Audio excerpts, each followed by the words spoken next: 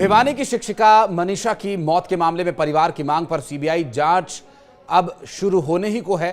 जांच शुरू होने से पहले ही एक बड़ा खुलासा हुआ है। नमस्कार, मैं हूं आशीष त्रिपाठी और मुख्यमंत्री के निर्देश और स्वजनों की मांग के बाद मनीषा की मौत के मामले में सरकार ने सीबीआई को जांच सौंप दी है।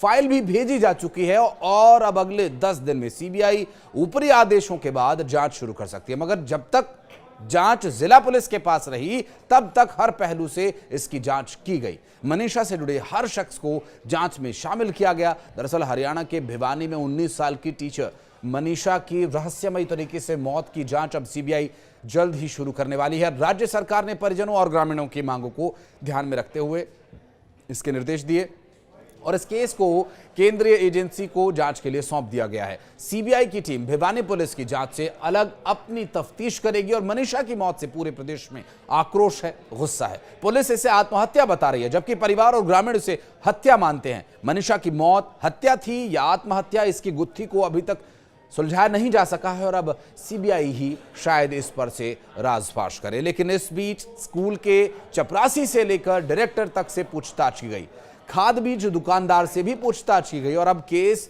सीबीआई के पास जाने के बाद पुलिस पूछताछ में ये सामने आने वाले मामले या बयान इस मामले में शामिल लोग अपने दैनिक कार्यों में जुट गए हैं। मगर स्कूल स्टाफ हो या खाद बीज के दुकानदार, किसी को भी यकीन नहीं आ रहा कि मनीषा आत्महत्या जैसा कोई कदम उठा सकती है। उसके चेहरे पर अक्सर एक मुस्कान रहती थी, खुश दिल खुश मिजाज वो लड़की थी। हालांकि ये सीबीआई जांच के बाद ही स्पष्ट हो पाएगा कि ये हत्या है या फिर आत्महत्या।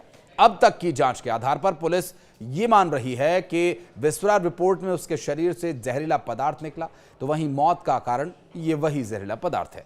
मनीषा के हाव भाव से कोई शक तो नहीं हुआ। परिवार वालों ने ये कीटनाशक मंगवाया होगा, ऐसा उस दुकानदार का कहना है, जिसका अब ये हालिया बयान सामने आया। दरअसल दुकानदार देवेंद्र कुमार ने बताया कि मनीषा अक्सर उसकी दुकान के सामने से पैदल निकलती थी या वहां से गुजरती थी, क्योंकि आने जाने का वही रास्ता था। 11 अगस्त दोपहर को करीब 2 बजे वो दुकान पर आई और उसने मोनो 1 लीटर मांगा और उसके हाव भाव सामान्य जैसे ही थे, जिस कारण उसे कोई शक नहीं हुआ, इसलिए उसने 1 लीटर स्प्रे मनीषा को दे दिया।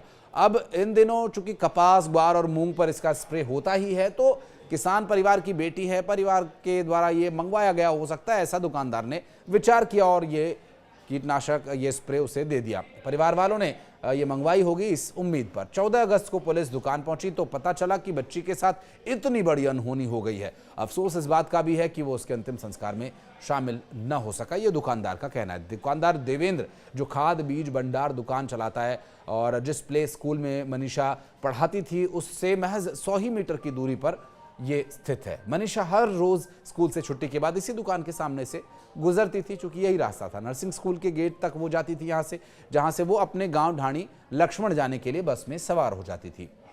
शव मिलने के बाद केमिकल से चेहरा जलाने की अफवाहों को ध्यान में रखते हुए पुलिस की फॉरेंसिक टीम ने ideal nursing college, ideal veterinary college और आइडियल इंटरनेशनल स्कूल की लैब में घंटों जांच की।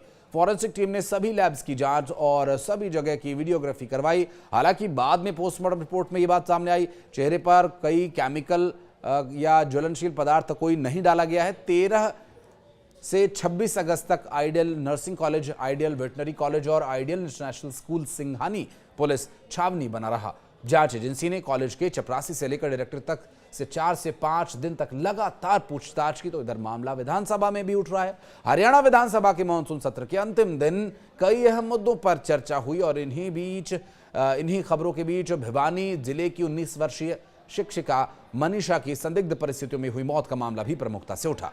कांग्रेस के विधायक विनेश फोगाट ने यह मुद्दा बड़े जोर शोर से उठाया और पुलिस की कार्रवाई पर सवाल खड़े किए। विधायक फोगाट ने आरोप यह लगाया कि मनीषा हत्याकांड के बाद पुलिस द्वारा की जा रही कार्रवाई के चलते दर्जनों निर्दोष युवाओं को हिरासत में ले लिया गया है। बताया जा रहा है कि अब तक 50 से अधिक युवाओं को गिरफ्तार किया जा चुका है, जिनमें कई ऐसे भी हैं जिनका इस मामले से कोई प्रत्यक्ष संबंध नहीं है। विधायक ने सरकार से आग्रह किया कि इन युवाओं को जल्द से जल्द रिहा किया जाए ताकि उनके भविष्य पर संकट न मंडराए। उन्होंने कहा कि ये युवा अपराधी नहीं है, यदि इन्होंने कोई गंभीर अपराध नहीं किया तो इन्हें जेल में रखना अनुचित है।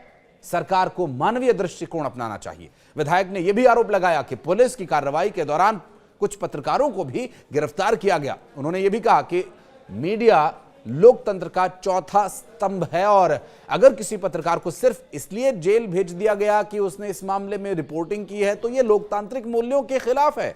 उन्होंने सरकार से पत्रकारों की गिरफ्तारी पर पुनर्विचार करने की और उन्हें रिहा किए जाने की मांग भी की।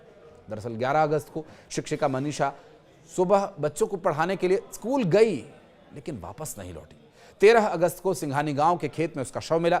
गर्दन पर चोट के निशान थे। स्वजनों ने हत्या के आरोप लगाए हैं। ग्रामीणों ने रोड पर जाम लगाकर प्रदर्शन भी किया और स्वजनों ने पोस्टमार्टम के बाद शव लेने से भी इनकार कर दिया था। 15 अगस्त को स्वजनों की मांग पर पीजीआई रोहतक में दोबारा पोस्टमार्टम हुआ। 16 को मुख्यमंत्री ने भिवानी एसपी का तबादला कर दिया। एसएचओ अशोक कुमार को लाइन हाजिर कर दिया और 4 पुलिस कर्मचारी को सस्पेंड कर दिया। 20 अगस्त को स्वजनों की मांग पर मामले की जांच सीबीआई को सौंपी गई और तीसरी बार दिल्ली एम्स में पोस्टमार्टम हुआ। 21 अगस्त को ढाणी लक्ष्मण गांव में सुबह मनीषा का अंतिम संस्कार कर दिया गया था। बहरहाल इस पूरे मामले को लेकर अब सीबीआई जांच में आगे क्या कुछ सामने आता है देखने का विषय होगा। कुछ कहना चाहें तो कमेंट सेक्शन में अपनी उपस्थिति दर्ज कराएं।